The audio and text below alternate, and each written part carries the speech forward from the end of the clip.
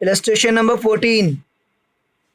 Prepare common size statement of profit and loss from the following information. तो last class में हमने comparative किया था, इस क्लास में हम कॉमन साइज करेंगे। तो पहले कॉमन साइज इनकम स्टेटमेंट यानी कि common size statement of P&L, ऊपर हेडिंग डल गई common size statement of P&L for the year ended March 1920। 19 और 20 की बना रहे हैं हम लोग। ये पर्टिकुलर्स में revenue from operation, other income दोनों को ऐड कर लिया, टोटल रेवेन्यू। जो जो एक्सपेंसेस गिवन है वो ऐड कर लिए, टोटल एक्सपेंस। देन जो टैक्स रेट गिवन है उससे टैक्स निकाल के लेस कर दिया, प्रॉफिट आफ्टर टैक्स। ये तो हो गया पर्टिकुलर्स। नोट नंबर ब्लैंक छूटेगा क्योंकि नोट नंबर्स कुछ गिवन नहीं है। 19 का डाटा पहले आएगा और 20 का डाटा बाद में आएगा। 2019 का पहले, 2020 का बाद में। कंपेरेटिव में हम लोग एब्सोल्यूट चेंज निकालते थे, इसमें ऐसा नहीं करते। इसमें हम क्या करते हैं, percentage of revenue from operation. ये जो रेवेन्यू फ्रॉम ऑपरेशन जो 19 और 20 है, इन फिगर्स का आपस में कोई लिंक नहीं होता। जो 19 का रेवेन्यू फ्रॉम ऑपरेशन है उससे 19 की सारी फिगर्स का परसेंटेज निकाल देते हैं। कैसे? जैसे 19 में रेवेन्यू फ्रॉम ऑपरेशन है 7,50,000, तो सबसे पहले हम रेवेन्यू फ्रॉम ऑपरेशन का रेवेन्यू फ्रॉम ऑपरेशन से परसेंटेज निकालेंगे तो 100%। फिर अदर इनकम का, अदर इनकम है 75,000 और रेवेन्यू फ्रॉम ऑपरेशन है 7,50,000, तो इसके साथ इसका परसेंटेज निकालोगे तो 10%। फिर टोटल रेवेन्यू है 8,25,000 और रेवेन्यू फ्रॉम ऑपरेशन है 7,50,000, तो 8,25,000 अपॉन में 7,50,000 इंटू 110%।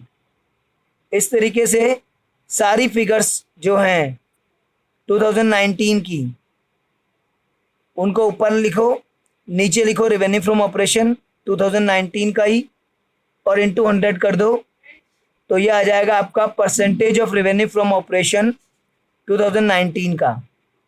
सेम प्रोसेस 2020 में भी होगा।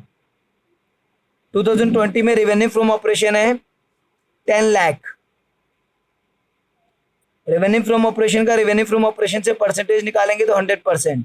अदर इनकम है 1 लाख, तो 1 लाख अपॉन में 10 लाख इंटू 100, 10%। टोटल रेवेन्यू है 11 लाख। 11 लाख अपॉन में 10 लाख इंटू 100, 110%।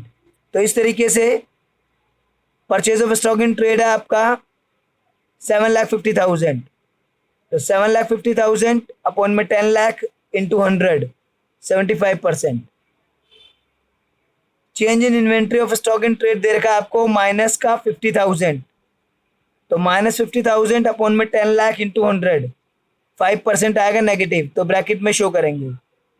अदर एक्सपेंस है 10,000, तो 10,000 अपॉन में 10 लाख इंटू 100, 1%। इस तरीके से सारी फिगर्स का परसेंटेज रेवेन्यू फ्रॉम ऑपरेशन से कैलकुलेट कर लिया जाएगा। तो कॉमन साइज इनकम स्टेटमेंट में सारी फिगर्स का परसेंटेज रेवेन्यू फ्रॉम ऑपरेशन से कैलकुलेट होता है। अगर कुछ और बेस क्वेश्चन में गिवन है कि उस बेस से कैलकुलेट करो, जैसे टोटल रेवेन्यू से, अगर स्पेशल मेंशन है क्वेश्चन में तो बात अलग है, फिर उससे कर लेंगे।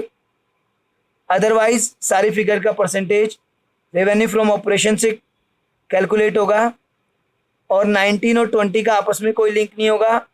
19 के रेवेन्यू फ्रॉम ऑपरेशन से 19 की फिगर्स का परसेंटेज और 20 की रेवेन्यू फ्रॉम ऑपरेशन से 20 की फिगर्स का परसेंटेज। तो common size statement is a vertical analysis, because इसमें हम एक ही ईयर की फिगर्स को आपस में कंपेयर कर रहे हैं, और जो कंपेरेटिव है that is horizontal analysis, because उसमें हम 2 पीरियड्स की फिगर को कंपेयर कर रहे हैं, सेम फिगर को 2 पीरियड्स की, तो हॉरिजॉन्टल एनालिसिस है और ये वर्टिकल एनालिसिस है। तो इस तरीके से भाई common size profit and loss बनता है। और सेम इसी तरीके से कॉमन साइज बैलेंस शीट भी बनती है, बस उसमें जो परसेंटेज निकलता है बैलेंस शीट के टोटल से निकलता है सारे फिगर्स का। और अगर कोई स्पेशल बोल रखा है कि उसके बेस पे निकालो तो बात अलग है। अगर बोल देगा कि फिक्स एसेट्स के बेस पे सबका परसेंटेज निकालो, फिर तो हमें वही करना पड़ेगा। अदरवाइज सब फिगर्स का परसेंटेज बैलेंस शीट टोटल से निकलता है। ये सामने क्वेश्चन है हमारे, share holder fund, non current liability, non current asset, ऐसे रफ डाटा गिवन है, बैलेंस शीट खुद बनानी है। पर्टिकुलर्स में इक्विटी एंड लायबिलिटी में share holder fund, non current liability, current liability और टोटल आ गया। एसेट्स में non current asset, current asset और टोटल आ गया। पहले 19 का फिगर लिखा, फिर 20 का फिगर लिखा, 19 के फिगर का टोटल बैलेंस शीट टोटल से निकाल लिया।